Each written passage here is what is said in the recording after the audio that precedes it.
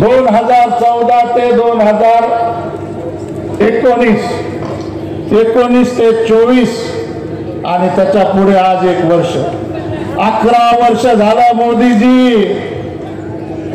11 वर्षामध्ये तुम्हाला संत रामरावजी महाराज बंजारा समाजाची आठवण आली नाही काय? 11 वर्षामध्ये तुम्हाला इतके विदेश दौरे करता आले, मग एक कॅबिनेट बंजारासाठी घेता आली नाही काय? मोदीजी, तुमचं ऑफिस जिथे आहे, प्रधानमंत्री कार्यालय, संसद भवन, राष्ट्रपती भवन, गृह मंत्रालय, संरक्षण मंत्रालय, अर्थ मंत्रालय आणि सर्व मंत्रालय, ती जागा कोणाची? ती बंजाराची जागा आहे, लकीशा बंजाराची। जर आम्ही आमचा जुना 7-12 जर काढला मोदीजी, तर तुम्हाला तुमचं ऑफिस कुठं न्यायचं, घर कुठं न्यायचं याचा शोध घ्यावा लागेल। बंजारा समाजाला हलक्यात घेऊ नका। सत्ता पालट करण्याची ताकद बंजारा समाजामध्ये आहे। महाराष्ट्रातल्या 72 पेक्षा जास्त विधानसभेमध्ये बंजारा समाजाच्या जीवावर आमदार खासदार निवडून येतात। मी धाराशिवच्या या मंचावरून त्यांना चेतावणी देतो की नुसते पत्र देऊन चालणार नाही। आमच्या मताच्या जीवावर जर तुम्ही खासदार आणि आमदार होत असाल तर आमच्या या लढाईमध्ये रस्त्यावर तुम्ही पण उतरलं पाहिजे।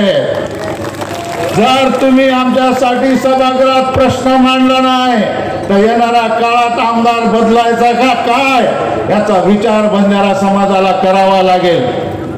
या ठिकाणी खूप काही बोलण्यासारखं आहे, परंतु उन्हामध्ये खूप मोठ्या मी धाराशिव जिल्ह्याच्या वतीनं आज जिल्हाधिकारी कार्यालयावर एसटी आरक्षण मध्ये समावेश करण्यासाठी, हैदराबाद गॅजेटनुसार एसटी आरक्षण मध्ये समावेश करण्यासाठी आज महामोर्चाचं नियोजन केलं होतं। मोठ्या संख्येने बंजारा बांधव या मोर्चासाठी सहभागी झाले होते आणि हा मोर्चा आम्ही ठामपणे प्रशासनाला आमच्या भाषणातून किंवा निवेदनातून आम्ही त्यांना हे करून दिलेला आहे।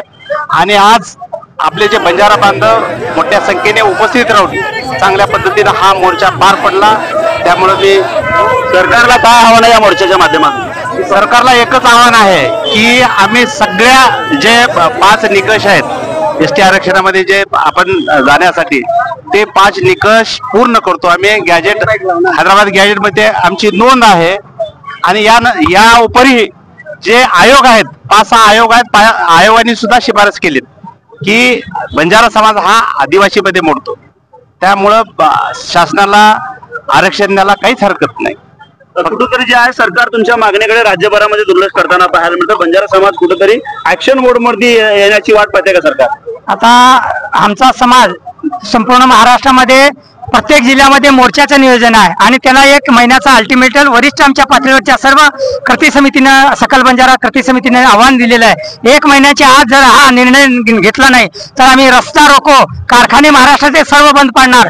महाराष्ट्रामध्ये जवळपास बंजारा समाजाच्या जीवावर साखर कारखाने चालतात, ते सर्व कारखाने ऊस तोडीला समाज आमचा कुठं जाणार नाही आणि येत्या दीपावलीला आमची दिवाळी मुंबईमध्ये साजरी होईल असं आव्हान शासनाला, आमदाराला जर आरक्षण नाही मिळालं तर मुंबई जाम करण्याचं आव्हान समाज देत आहे।